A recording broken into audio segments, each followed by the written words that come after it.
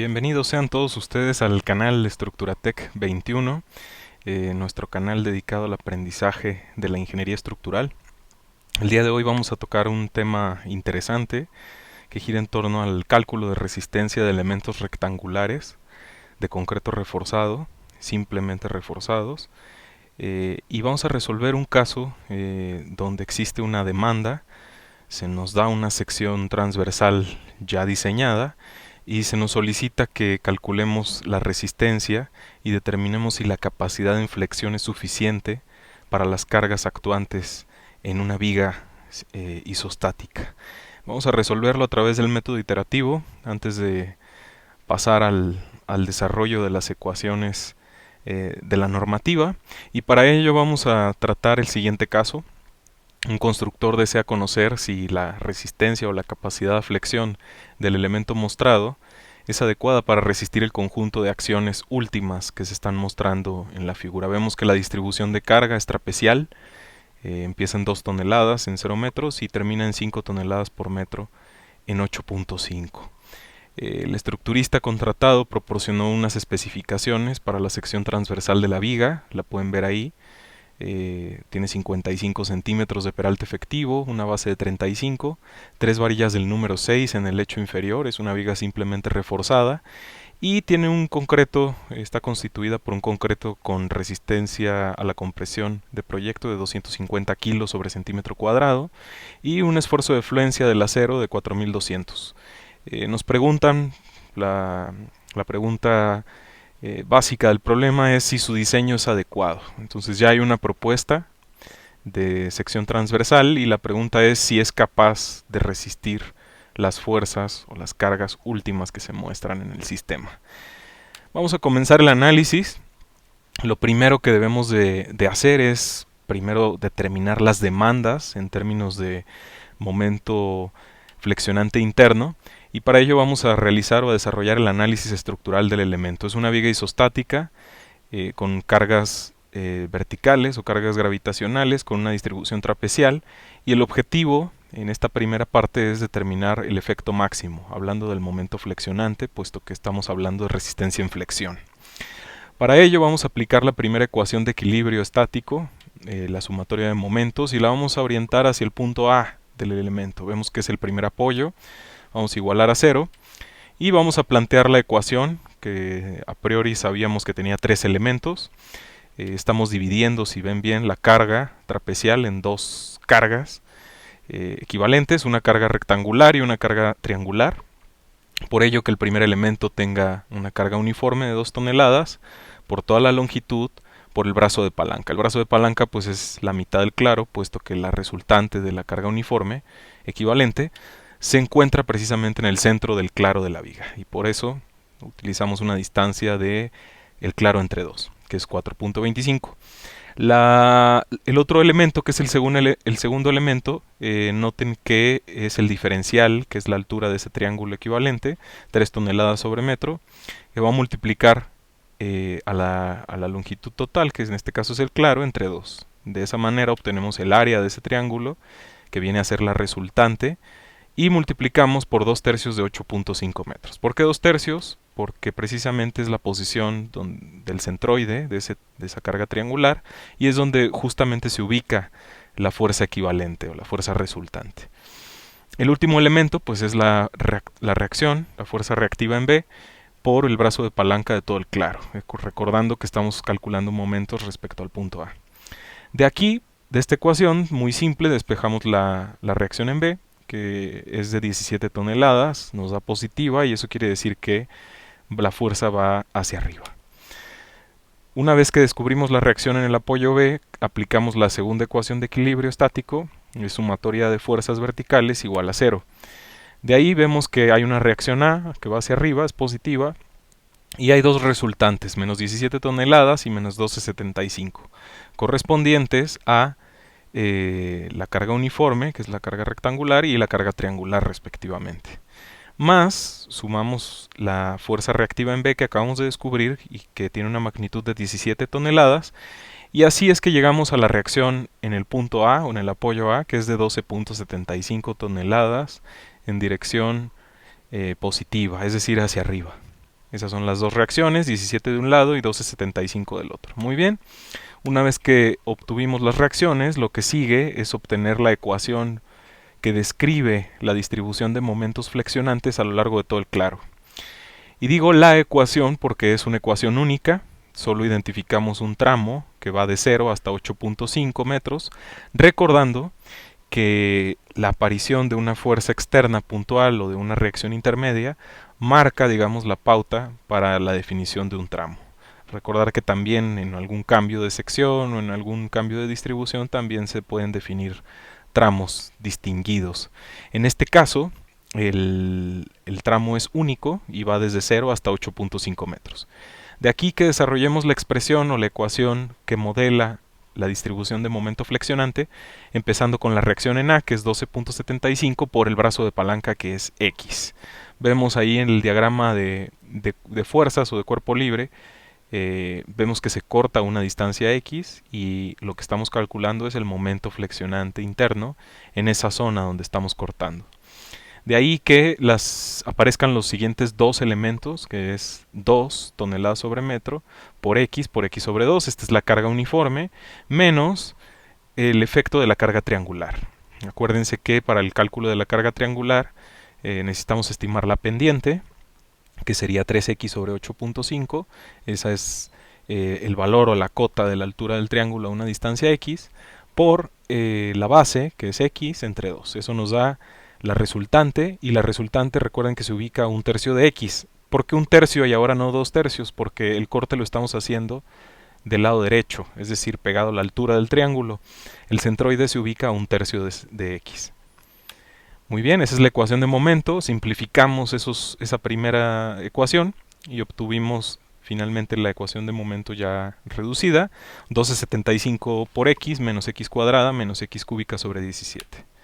Una vez que tenemos la ecuación de momento, recordar que estamos buscando el valor máximo, puesto que nos preguntan si la capacidad de la viga es suficiente para resistir el efecto máximo. Lo que vamos a hacer es encontrar el valor o la magnitud máxima de ese momento flexionante. Y recordando de los temas de cálculo diferencial, hay que recordar que un máximo lo encontramos derivando la función origen, igualándola a 0, y de ahí despejamos el valor de x, que son dos raíces. Para este caso encontramos que hay una raíz en 4.54 y otra en menos 15.8 metros. Sin duda, la magnitud de 4.54 metros es la distancia que estamos buscando, la que tiene un sentido físico para nosotros, y entonces, a partir de ello, descubrimos que a 4.5 metros se encuentra el valor máximo del momento. ¿Qué es lo que resta? Pues nada más sustituir esa distancia de 4.54 metros en la ecuación de momento. ¿Para qué? Pues para obtener el efecto máximo. Vemos que el efecto máximo en flexión es de 31.76 toneladas metro. Sabemos que se ubica ese máximo a 4.54. Otra cosa interesante es que vemos que la forma de la ecuación de momento es una cúbica. Entonces al final es una curva que encuentra un máximo, o que tiene un máximo en 31.76. De 31.76 a 4.5 metros aproximadamente. Muy bien. Una vez que obtuvimos el valor de la magnitud máxima de este momento, ya solo nos resta calcular la resistencia inherente a la sección transversal que está proponiendo el estructurista. Y para ello vamos a implementar, como lo dije al inicio, el método iterativo. Acá se muestra el cálculo precisamente de una iteración. Ya descubrimos de alguna manera que el eje neutro se encuentra a 5.68 centímetros y con este valor de C calculamos A, recordando que A es igual a beta 1 por C. Como el F'C es 250, pues beta 1 va a ser 0.85, de ahí que A valga 4.82 centímetros. Vemos que necesitamos calcular la deformación unitaria en el lecho de refuerzo de acero. A partir de esta C, por triángulos semejantes, tienen ahí la expresión para calcular la deformación unitaria en el acero. Ya discutimos en otro video previamente el origen de esta expresión y la obtención con calma. Y ahora únicamente la implementamos para obtener la deformación unitaria. Vemos que se está deformando el acero 0.026. Ese valor es mucho mayor que la deformación unitaria de fluencia. Recuerden que la deformación unitaria de fluencia se calcula a partir de la ley de Hooke, considerando un esfuerzo de fluencia para el acero de refuerzo que circula en México de 4.200 kilos sobre centímetro cuadrado, recordando que ese es un dato. De ahí que ese valor límite de deformación e influencia sea 0.0021. ¿Cuál es la conclusión de esto? Pues que la deformación unitaria en el acero es mucho mayor que la de fluencia. De ahí que podamos concluir que el acero se encuentra en un estado de fluencia, puesto que esta deformación es mucho mayor que la deformación unitaria de fluencia. Este dato es importante para poder calcular la fuerza resultante en tensión, que vemos que se está igualando a el área de acero que tenemos ahí por el esfuerzo de fluencia en él. Vemos que es 8.55, que es el área de las tres varillas del número 6, por el esfuerzo de fluencia. De ahí que obtenemos una fuerza resultante de tensión de 35.9 toneladas aproximadamente. Volteamos a ver lo que ocurre en compresión en la parte superior y vemos que con la profundidad A de 4.82 centímetros obtenemos, a partir de la expresión que nos marca la norma técnica complementaria, F'C por A por B, obtenemos también un valor de 35.9 toneladas. Con esto que logramos, finalmente, logramos que se igualen esas dos fuerzas, ¿sí?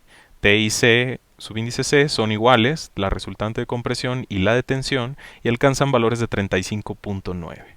¿Cuál es el siguiente paso? Pues el siguiente paso es calcular el momento resistente. Aquí es importante recordar que el momento resistente es igual al factor de resistencia en flexión, que de acuerdo a la norma técnica complementaria es de 0.9, por el producto de la carga resultante de compresión por el brazo de palanca Z. El brazo de palanca Z hay que recordar que es el peralte efectivo menos A sobre 2. D menos A sobre 2.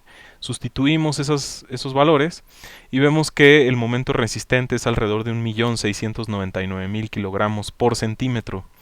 Si nosotros lo transformamos a toneladas, lo que observamos es que la resistencia alcanza un valor cercano a las 17 toneladas metro. Importante hacer el siguiente apunte. Nos preguntaban en el problema si la capacidad de esta sección planteada por el estructurista era adecuada o no para resistir las acciones últimas que veíamos, y lo que vemos es como conclusión que la resistencia en flexión es mucho menor que el momento máximo que está actuando a lo largo de esta viga. Ya discutimos que el momento máximo pasa de 30 toneladas metro y se encuentra a 4.5 metros del apoyo izquierdo. De ahí que si el efecto máximo es mayor que la resistencia proporcionada a partir de la geometría y la disposición del acero, pues no nos alcanza la resistencia para cubrir este efecto máximo. De ahí que tengamos que proponer una sección distinta. Esa sería la respuesta a nuestro problema. Habría que recomendar a ese estructurista que haga un rediseño de esta sección, y para ello surgen diversas ideas. Una recomendación podría ser hacer más grande o incrementar el peralte.